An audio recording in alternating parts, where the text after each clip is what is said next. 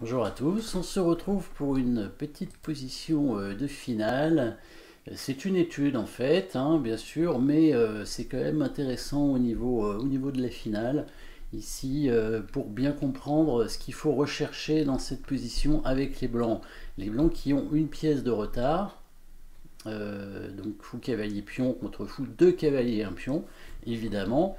Qu'est-ce qu'ils doivent rechercher? Évidemment, alors là, dans cette position, il n'y a pas d'attaque sur le roi, on ne peut pas gagner de pièces de façon rapide, en tout cas, et le pion ne peut pas faire promotion. Donc ça veut dire qu'on va chercher à faire nul dans cette position. Donc le but, avec les blancs, c'est d'arriver à faire nul, donc à stabiliser, à égaliser la position.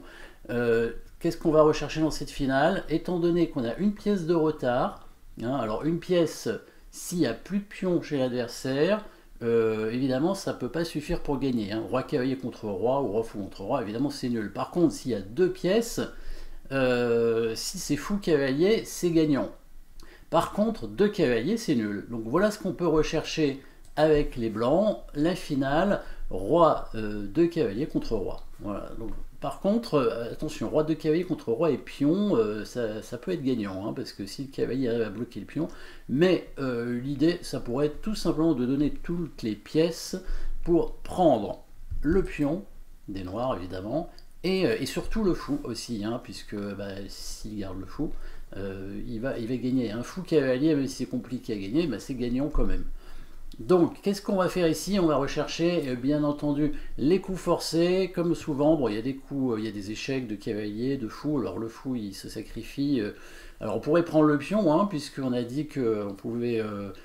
il fallait le prendre, ce pion. Par contre, moi, le fou, comment on va faire pour le prendre? Et la finale de cavalier est nulle, mais de cavalier contre pion, attention, ça peut être gagnant, donc il faut mieux donner le pion. Donc, le mieux, ce serait probablement le coup forcé ici, puisqu'on donne directement le pion, hein, et il est obligé de le prendre, puisque sinon on va prendre son cavalier et on réattaquera l'autre derrière.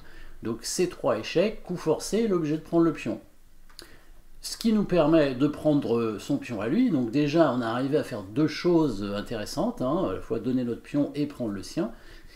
Le problème évidemment, c'est que notre fou va être pris grâce ou à cause de cette fourchette, cavalier qui donne échec pour prendre le fou, mais c'était prévu, puisque on pouvait donner le fou, hein, pour prendre le pion. Par contre, le but, ça va être maintenant de prendre le fou de l'adversaire. Donc quand il fait échec ici, où on va mettre le roi? Alors, on y va. Échec, roi prend pion, fou prend pion ici, cavalier échec. Voilà, où on va mettre le roi. Donc là, c'est ça qui est compliqué dans cette position. Il va falloir bouger le roi sur la bonne case. Quel est l'objectif? L'objectif, c'est d'aller chercher ce fou. Mais comment faire? Est-ce que le roi peut y aller? Ça paraît un peu long pour le roi, pour aller prendre le fou. Mais en deux coups, on peut attaquer le fou. Lui, il faut qu'il prenne le fou blanc. Alors, la finale, fou, deux cavaliers contre fou et cavalier nul. Hein. Par contre, évidemment, fou, deux cavaliers contre cavalier, c'est gagnant. Hein. La seule façon d'arriver à faire nul, donc avec les blancs, c'est de récupérer le fou. Hein. En tout cas, si on donne le fou, notre fou à nous, bien sûr. Hein, s'il ne le prend pas, là on fera nul parce qu'on pourra conserver notre fou évidemment et peut-être même échanger contre un cavalier. Évidemment, la finale fou cavalier contre cavalier est nulle aussi. Hein. Donc on va chercher le fou avec le roi. Donc la seule case, c'est celle-ci, la case en H4. Le fou va être pris par le cavalier. Et par la suite, qu'est-ce qu'on va faire? On va attaquer le fou avec le roi. Hop, voilà. Où est-ce que va aller le fou? Il a qu'une case? Non, il a deux cases. Il a G1 et F4. Mais s'il vient en F4, que se passe-t-il? Alors n'hésitez pas à mettre la pause, hein, pour chercher, évidemment. Petite fourchette du cavalier, bien entendu. Petite pointe ici. Le roi est mal placé par rapport à ça. Donc le cavalier qui peut donner des fourchettes sur les cases du fou. On va voir que ça va être une domination, hein, du fou. Alors ici, il y a possibilité pour les noirs de défendre le fou aussi. Hein. Donc soit il bouge, donc il ne peut pas aller en F4, hein, on a vu qu'il y a la fourchette. Et s'il vient du coup en G1, alors on va voir ce qui se passe. Si le cavalier vient défendre le fou, qu'est-ce qu'on va faire dans ces cas-là? Si le cavalier vient défendre le fou, on va tout simplement attaquer les deux pièces en même temps avec le roi. Bien entendu, le roi qui vient en G2 pour attaquer à la fois le cavalier et le fou. Si on gagne une des deux pièces, évidemment, on fait nul. Si on conserve le cavalier, donc le fou va venir attaquer probablement le cavalier. Là, on ne peut pas prendre son cavalier parce que sinon, il va prendre le nôtre. Et là, la finale est gagnante pour les noirs. Donc, il faut absolument sauver notre cavalier. Qu'est-ce qu'on va faire? Est-ce qu'on fait échec? Mais non, c'est pas bon de faire échec parce qu'il va réattaquer le cavalier avec le roi. Par contre, ce qu'on peut faire, c'est attaquer son fou qui n'est pas protégé. Voilà, on vient ici en F5 pour attaquer son fou non protégé et on attaque deux pièces, hein, à la fois le cavalier et le fou. S'il sauve son fou, il perd son cavalier et il ne peut pas reprendre le cavalier blanc, donc c'est nul. Hein, fou cavalier contre cavalier, c'est nul aussi. Alors il peut faire un échec avec son cavalier encore. Évidemment, le roi va attaquer le cavalier. Évidemment, il faut continuer hein, l'attaque sur la pièce. Donc on va faire attention, bien sûr, à ne pas se mettre en échec par le cavalier. Donc évidemment, aller sur la case F1 pour attaquer le cavalier qui ne peut pas être défendu par le fou. Hein. On voit le cavalier en F5 qui contrôle la case en G3, très important.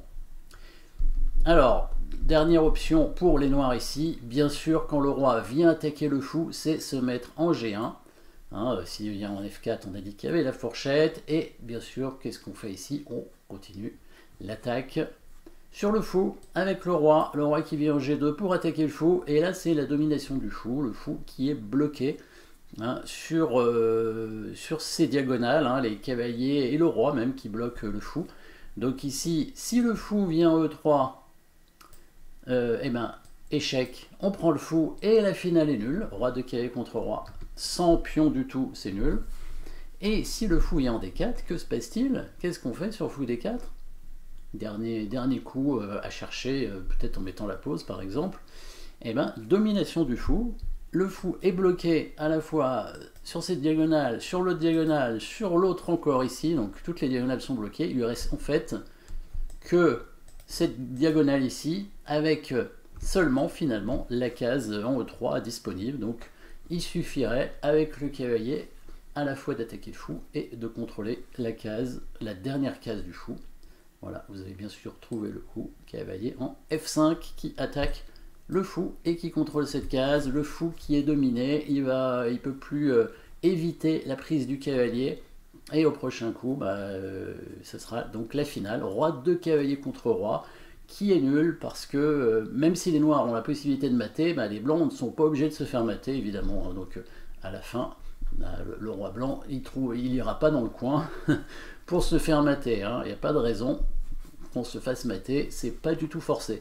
Par contre, si on gardait le pion, hein, il y a la possibilité de gagner parce que on peut mettre le roi blanc, on peut bloquer le roi blanc, le mettre patte, mais les blancs ne sont pas pattes puisqu'il y aurait un pion qui avancerait. Donc il y a des possibilités de gagner avec si on laisse un pion blanc dans la finale roi de cavalier contre roi. Voilà, petite finale technique finalement, mais avec une petite domination du fou. Merci d'avoir suivi cette position et à très bientôt.